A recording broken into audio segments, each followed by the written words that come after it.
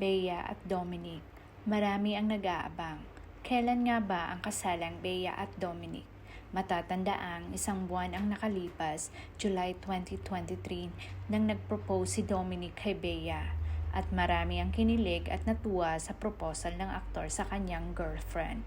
Ngunit may ibang fans si Bea na nagtataka kung bakit hindi na ito nag-a-update ng kanyang social media.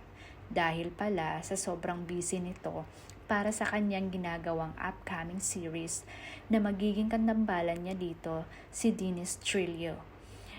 Ang pamagat ng pelikula I Love Before Sunrise.